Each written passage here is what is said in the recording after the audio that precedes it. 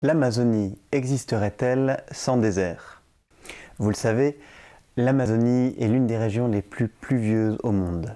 Dans certaines régions, la pluviométrie peut atteindre 10 000 mm, soit 100 millions de litres par hectare et par an.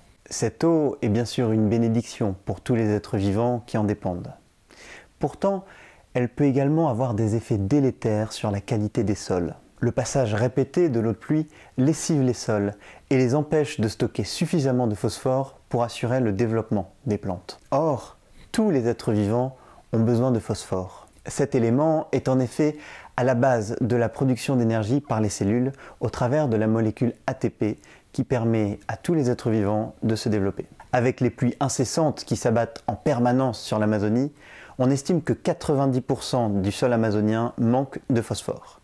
Mais alors, comment les plantes parviennent-elles à se développer? Je tiens à vous prévenir, la réponse à cette question décoiffe et risque de vous surprendre. À des milliers de kilomètres de l'Amazonie, en Afrique, dans le Sahara, se trouve la dépression du Baudelais. Située au nord-est du lac Tchad, c'est là que se trouvait il y a plusieurs dizaines de milliers d'années un méga lac Tchad dont la superficie se rapprochait de celle de la mer Caspienne actuelle.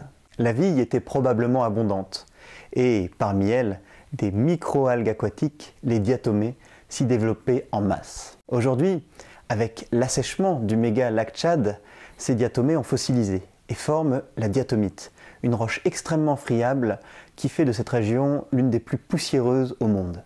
Vous commencez peut-être à voir venir l'explication. Cette poussière est chargée du phosphore contenu dans les diatomées d'il y a des milliers d'années. En s'élevant dans l'atmosphère, elle rejoint les courants d'altitude et traverse l'Atlantique jusqu'à l'Amazonie.